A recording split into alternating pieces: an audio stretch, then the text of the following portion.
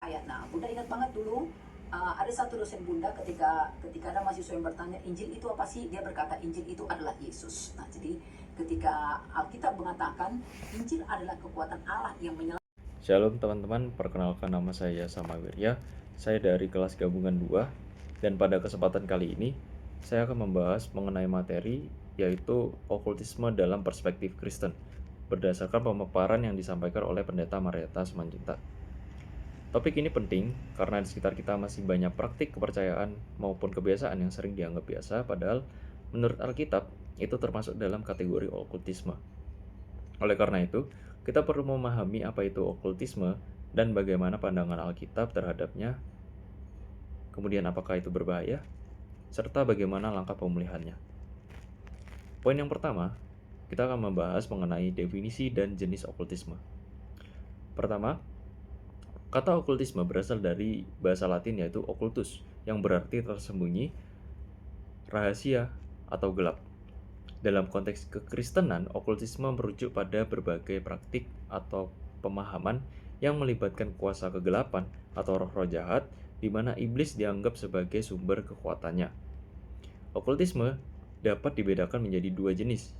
Yang pertama adalah okultisme lunak, yaitu praktik yang sering dianggap sebagai hiburan seperti ramalan, nasib, horoskop, zodiak, membaca garis tangan, dan sebagainya.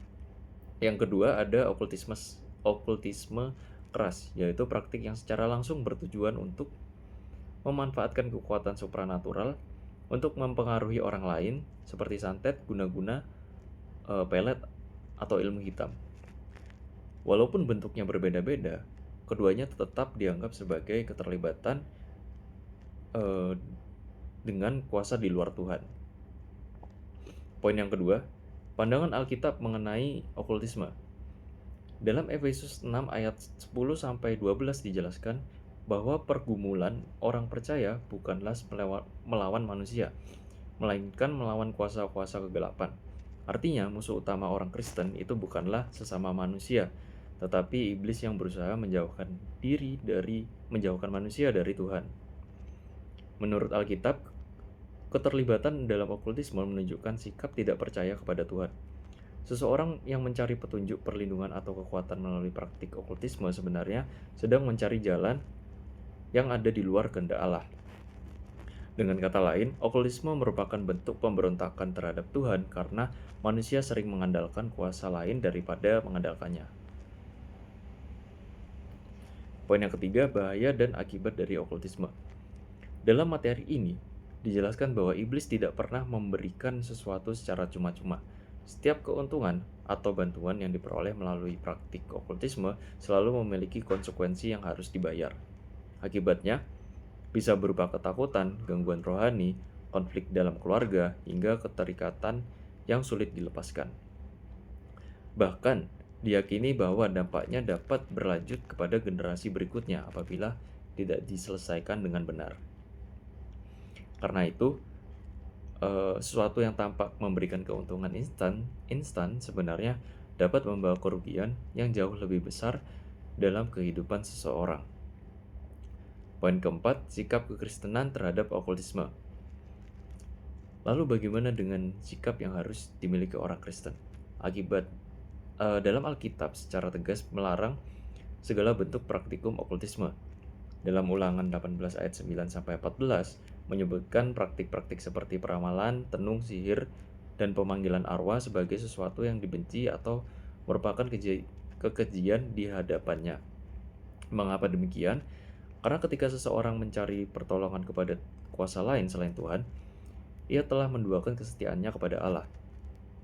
Dalam materi ini, tindakan tersebut digambarkan sebagai perzinaan rohani, yaitu ketidaksetiaan kepada Tuhan yang seharusnya menjadi satu-satunya sumber kepercayaan dan pengharapan.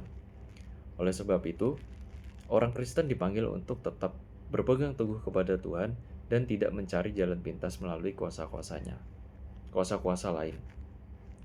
Poin kelima, bagaimana sih langkah pemulihannya?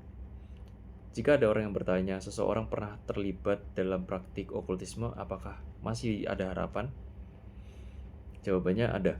Materi ini menjelaskan beberapa langkah pemulihan yang dapat dilakukan. Yang pertama, mengakui dosa keterlibatan okultisme terhadap Tuhan dengan jujur dan sungguh-sungguh. Yang kedua, memutuskan hubungan dengan segala bentuk praktik okultisme, termasuk memusnahkan benda-benda yang berkaitan dengan praktik tersebut. Ketiga, bertobat dan berbalik kepada Tuhan dengan membangun komitmen baru untuk hidup sesuai firman-Nya. Selain itu,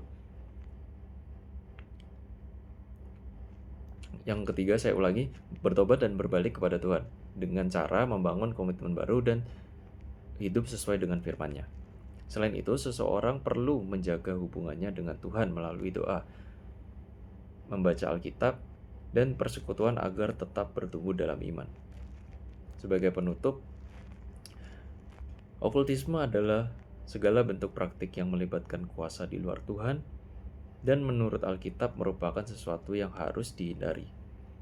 Meskipun sering terlihat menarik atau menjanjikan solusi cepat, praktik tersebut dapat membawa dampak rohani yang serius dan dapat menjauhkan manusia dari Tuhan.